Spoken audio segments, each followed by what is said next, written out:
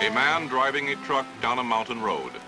Nothing unusual about this, except that the last two trucks which tried to make this trip never reached their destination.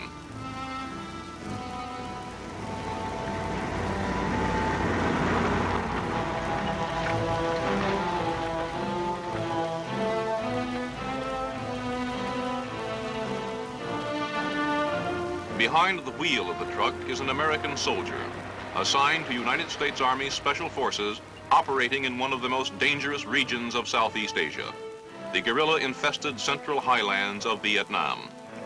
He is here to assist, to advise, and to help a remarkable people who have been called upon to progress in a single decade from a peaceful, primitive life into the violent 20th century.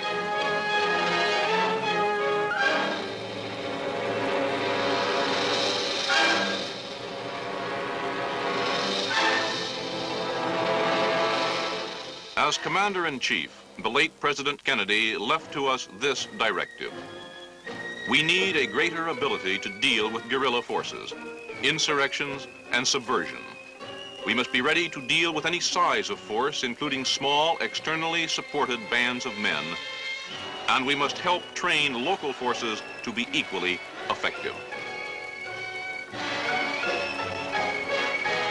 This is the story of what one group of Americans are doing today to carry forward that far-sighted policy.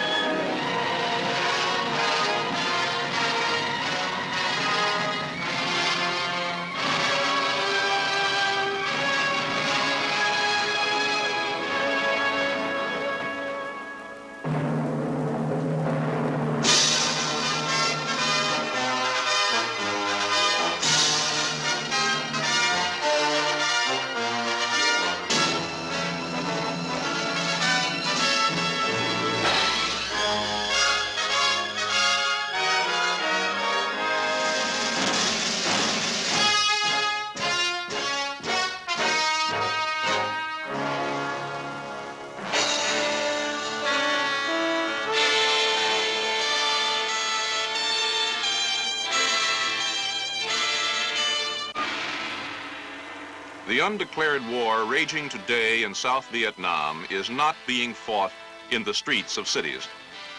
Since the guerrilla onslaught began in the late 1950s, the Republic of Vietnam has had little trouble in retaining control of the great urban centers, the place names on the map. But the Central Highlands, the Tan Son Cordillera, are a mountainous, largely jungle-covered region remarkably like those mountainous regions of Spain where the term guerrilla was born. Here, everything favors the lightly armed, fast-moving irregular. And it is here that the struggle for Vietnam may ultimately be decided. For the Tan Son dominates both the rich rice bowl of the Mekong Delta to the south and the narrow, densely populated coastal plain bordering the South China Sea. Into this remote, almost impenetrable region, the communists of North Vietnam have infiltrated a steady stream of agitators, terrorists, and professional guerrillas. Their target is not only the highlands, but the whole of Vietnam. Military strategists on both sides of this struggle are agreed that he who gains the highlands will have won the fight for Vietnam. The military and political history of few nations have been so greatly influenced by geography. For more than 900 years, the emperors of China dominated all Vietnam, except the highlands. Here in the 13th century, the Mongol Emperor Kublai Khan suffered one of his few defeats. And here in our own century were mustered the revolutionary forces which overwhelmed 180,000 highly trained French troops in the campaigns climaxed by Dien Bien Phu.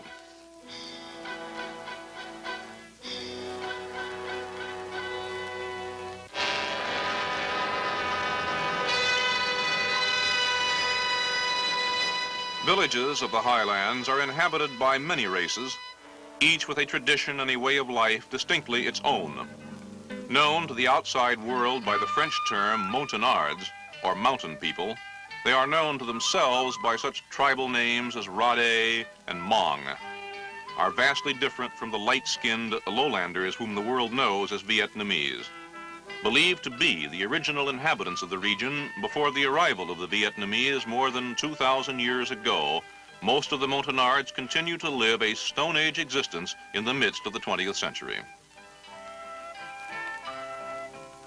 Confined for centuries to the isolated areas of the plateaus, the Montagnards have little contact with the city dwellers of the lowlands, take little interest in the complexities of modern life.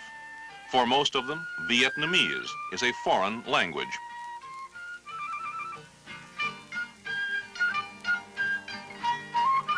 For such people, words like communism and democracy have little meaning, cannot without great difficulty even be translated into their own dialects.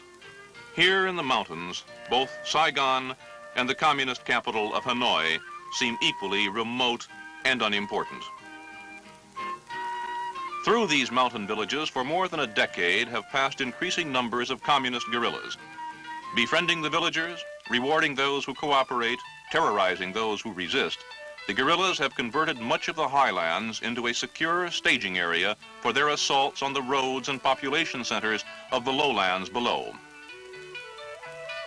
Americans encountering these people and this situation often feel transported 200 years back into time, to our own French and Indian wars, when British and French vied for support of Indian tribes on the frontier. And like the primitive tribesmen of those earlier wars, the Montagnard on his own ground is a formidable ally. Tough, muscular, a skilled hunter and woodsman, a man of great personal courage, the Montagnard holds the key to a strategically vital area of Southeast Asia. If he can be won to the government's cause and given the training and equipment to resist communist terrorism, the guerrillas' jungle sanctuary in the Vietnamese highlands will disappear. With this in mind, United States military advisors and the government of Vietnam early in the 1960s began a program to win the active allegiance of the Montagnards. Their primary objective was to seal off the hidden supply routes through the mountains from the communist north. Chosen to execute the plan were the anti-guerrilla experts of the U.S. Army Special Forces, accompanied by Vietnamese Special Forces, whom they themselves have trained, and through whom the bulk of their work in the village will be performed.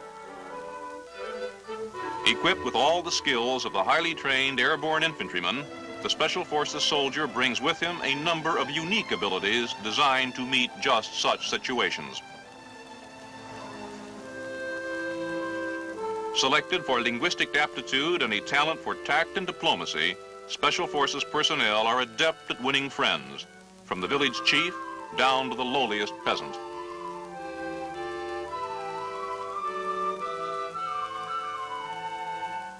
Going into a Montagnard village for the first time is an experience you don't soon forget.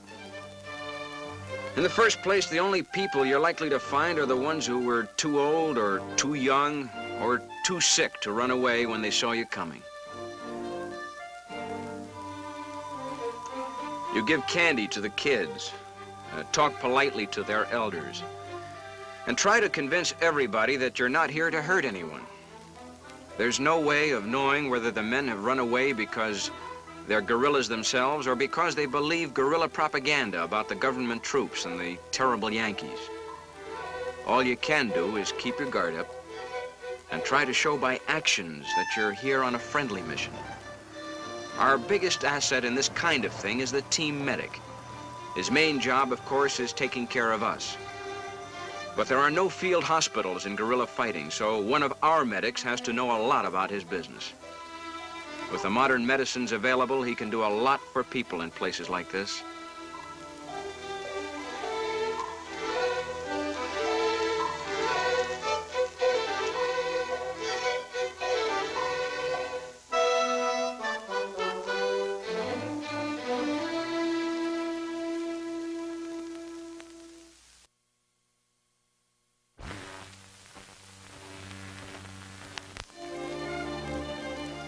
The odd thing is, when you first ask whether anybody's sick in the village, the first answer is usually no. So then you offer to examine anyone who thinks he might be sick. And in no time at all, you've got a waiting line. What gets you most are the kids. They say people don't miss what they've never had. But you bring medicine into one of these villages where they've probably never seen a doctor, and the people turn out to be just as worried about their kids as you are about yours.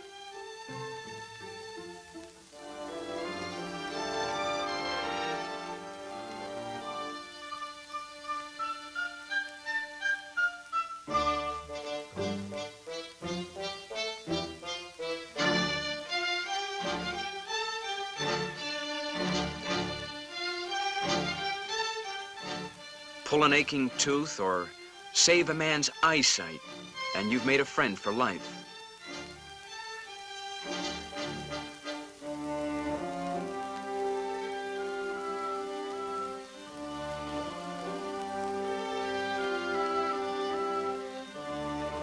You do this kind of work because you've got the medicine and because you're here.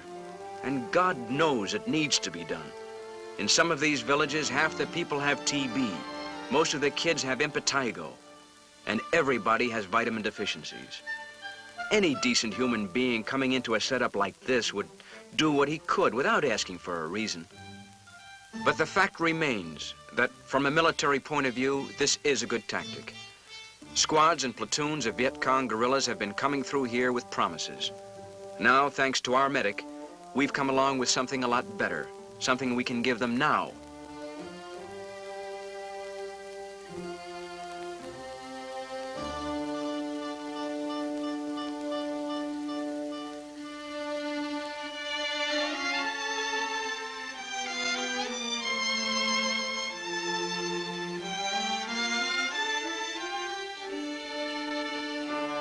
The village chief is impressed, but he is also a man on a tightrope. Unless his new friends can provide adequate protection, cooperation will lead to Vietcong attacks, a devastated village, or his own assassination. The chief makes his decision. The young men are summoned back from the bush. They will train with the American and Vietnamese special forces. They will make a stand.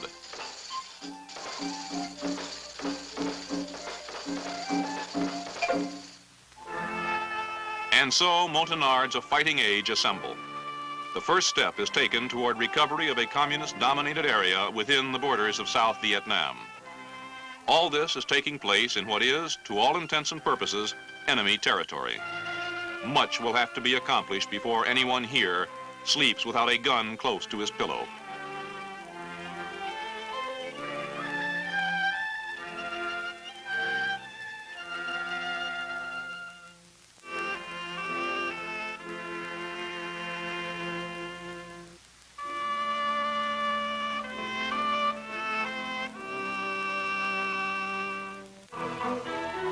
Is it possible to make soldiers out of men almost untouched by the 20th century?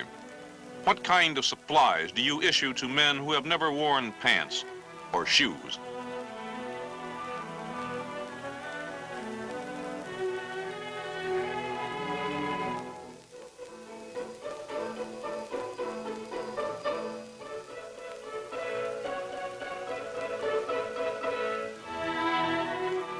Mountain men are fighters everywhere. The Ozarks, the Scottish Highlands, or the Highlands of Vietnam. Get yourself a mountaineer and you've got potential fighting material. These people may be primitive, but they know what a weapon is and what it's for, even when they still haven't learned how to use it. These people are hunters. They're a peaceful people, basically friendly. Without this guerrilla business that's been going on here for the last 10 or 20 years, you'd be as safe walking through the highlands as down a street back home. But being hunters, these men grow up fitting arrows into a crossbow. And from a crossbow to an M1 carbine is not as big a jump as you might think.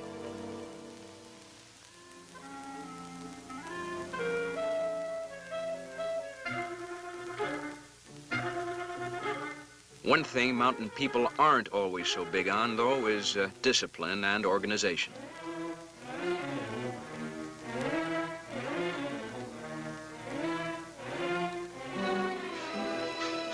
We had to teach our Montagnards to coordinate with such modern inventions as an aerial resupply drop. And that took a certain amount of doing.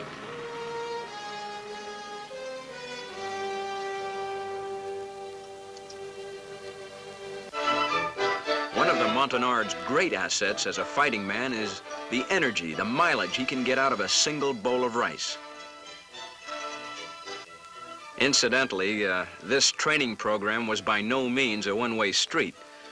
Our own food supplies were supposed to be obtained, as it said in the orders, through normal civilian channels. In practice, this meant a Special Forces sergeant, our weapons specialist to be exact, learning how to bargain with Vietnamese shopkeepers in the nearest town.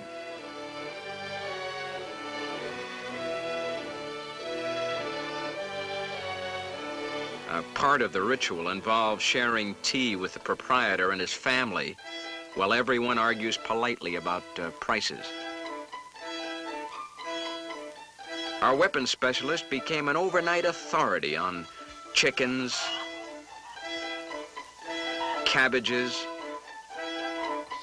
and bacon on the hoof. Not to mention the purchase of 2,800 pounds of rice and miscellaneous other commodities.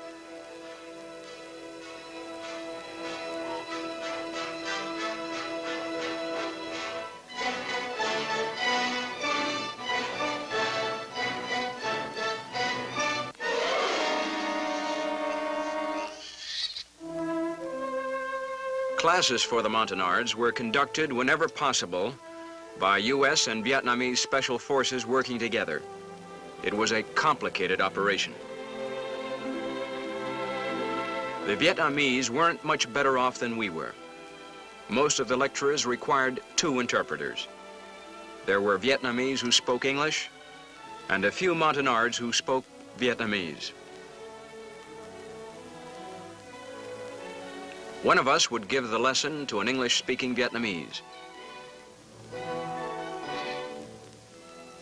The Vietnamese would then have to pass it on to a villager who understood Vietnamese.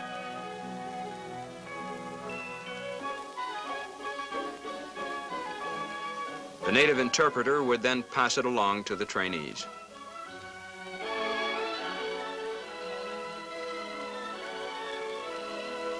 So much can get lost in translation that you have to say everything at least twice. That kind of thing takes time, but it's the only kind of training that pays off under these conditions.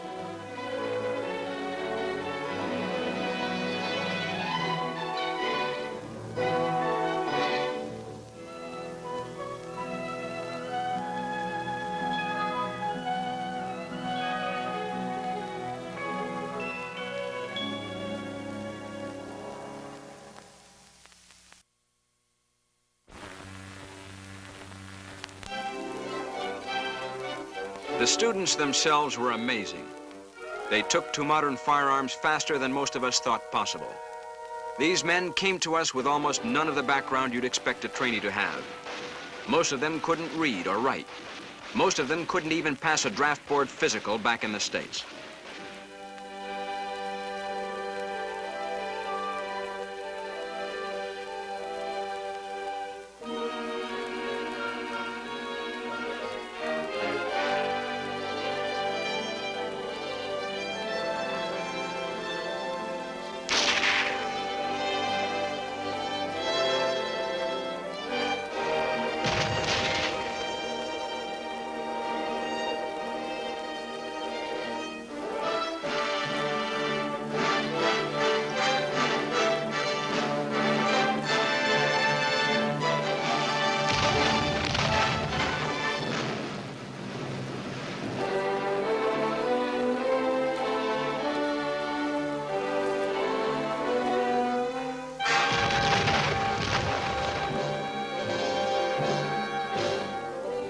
But they're smart, they've got guts, and they're anxious to learn. Most important, what they're learning how to defend is their own home, their own families. With that kind of motivation, you can overcome a lot of handicaps.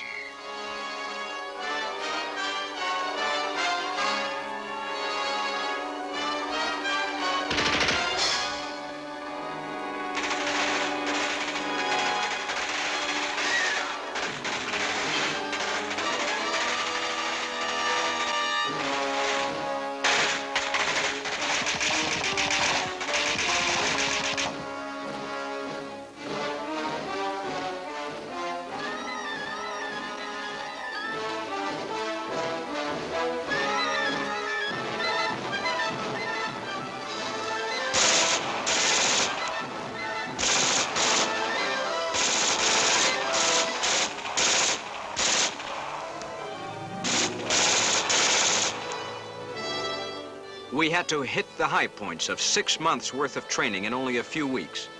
But the lesson seemed to take. Our Montagnards were shaping up into some of the best anti-guerrilla fighters in Southeast Asia.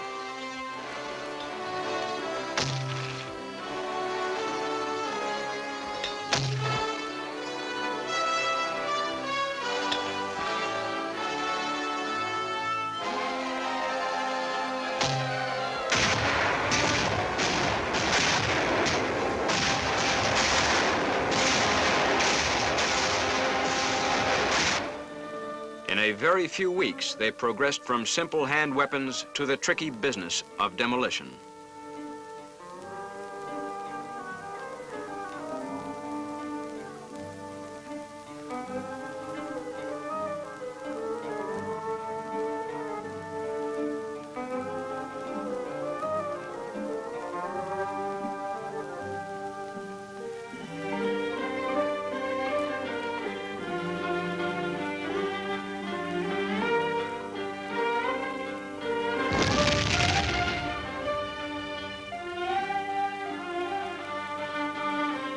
Even radio communications were taken in stride. This was even more surprising and maybe more important. It meant that before we left, radios could be issued tying our friendly villages together in a sort of mutual protection association. Guerrilla bands moving in on an isolated village would touch off an automatic alarm throughout the network. Togetherness is a big thing with these people. When father goes off to training camp, the family goes along.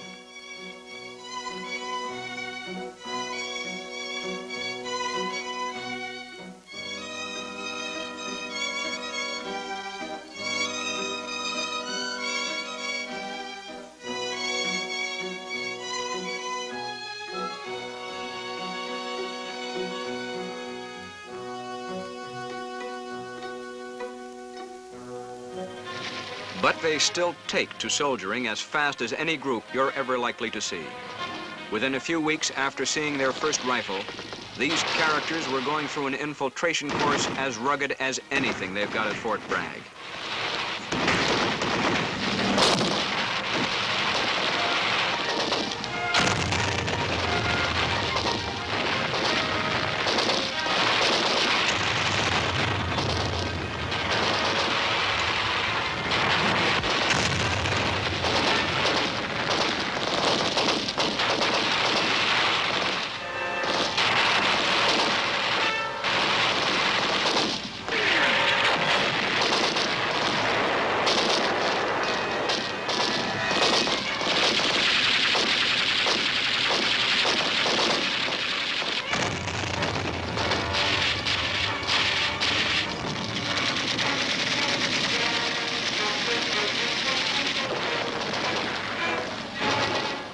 They also had no trouble learning the tactics of resisting a night assault.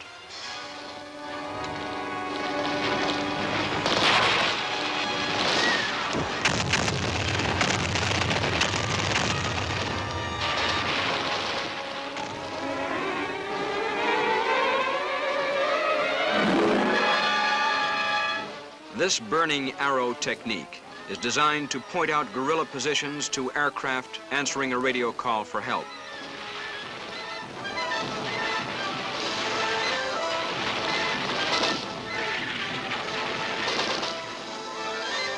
This is what the Army calls a confidence course. Here it seemed a little like teaching birds to fly or monkeys how to climb trees.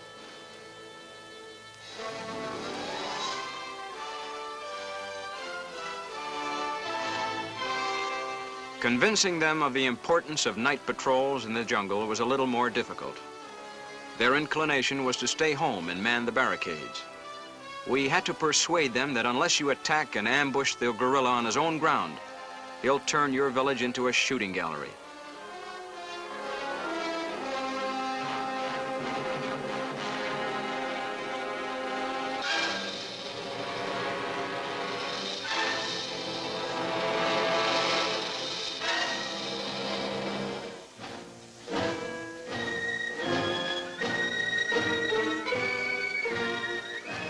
Once convinced, as usual, They learn fast. The Vietcong who gets within a mile of a village these men are patrolling is going to be as scared of them as they used to be of him. The guerrilla is a fish, said Mao Zedong, and the sea in which he swims are the people. If the people be unfriendly, he cannot survive. Operation Montagnard is an exercise to teach the mountain people of Vietnam the art of anti-guerrilla warfare.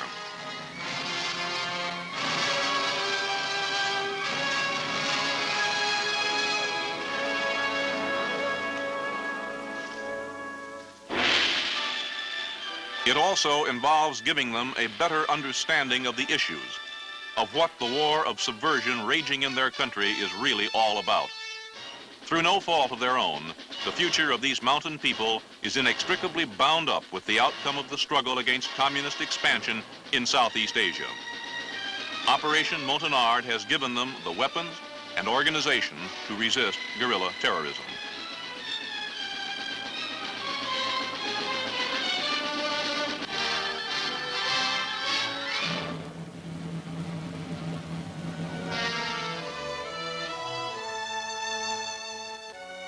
Contacts with U.S. and Vietnamese anti-guerrilla experts during the many weeks of training have also made fast friends where there was before only fear or indifference.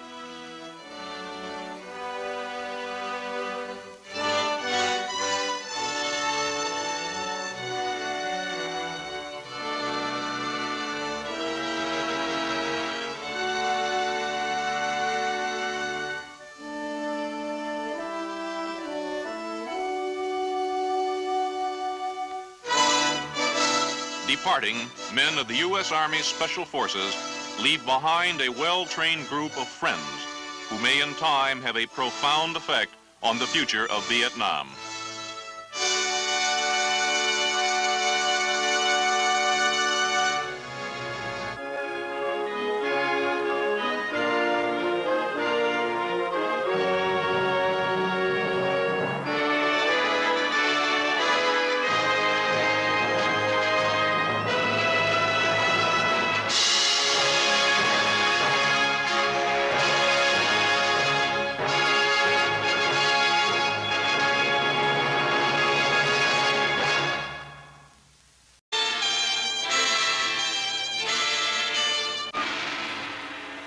The undeclared war raging today in South Vietnam is not being fought in the streets of cities. Since the guerrilla onslaught began in the late 1950s, the Republic of Vietnam has had little trouble in retaining control of the great urban centers, the place names on the map. But the Central Highlands, the Tan Son Cordillera, are a mountainous, largely jungle-covered region remarkably like those mountainous regions of Spain where the term guerrilla was born. Here, everything favors the lightly armed, fast-moving irregular. And it is here that the struggle for Vietnam may ultimately be decided.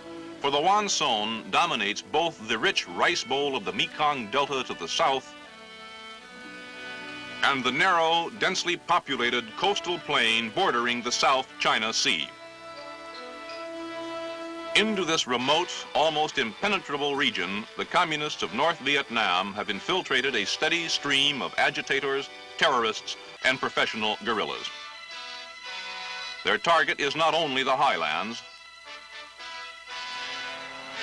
but the whole of Vietnam. Military strategists on both sides of this struggle are agreed that he who gains the highlands will have won the fight for Vietnam. The military and political history of few nations have been so greatly influenced by geography. For more than 900 years, the emperors of China dominated from a peaceful, primitive life into the violent 20th century.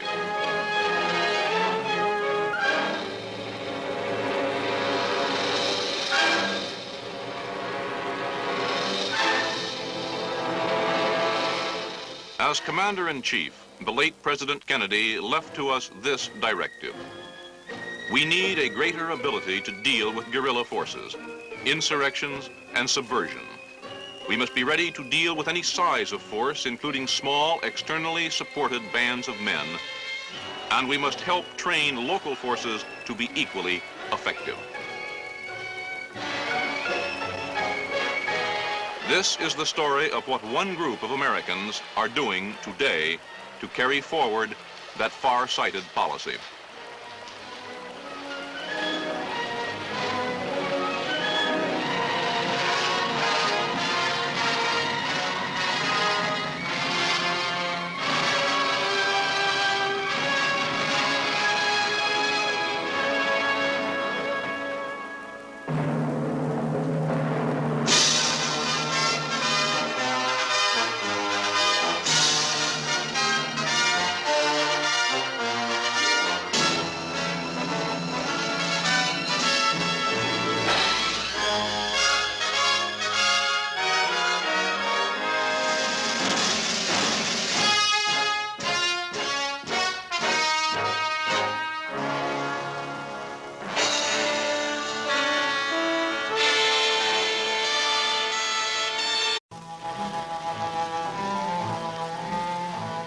A man driving a truck down a mountain road. Nothing unusual about this, except that the last two trucks which tried to make this trip never reached their destination.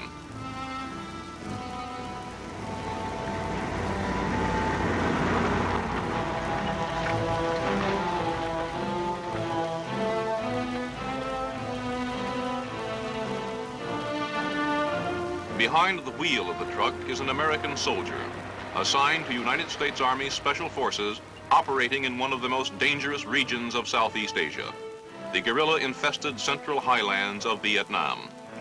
He is here to assist, to advise, and to help a remarkable people who have been called upon to progress in a single decade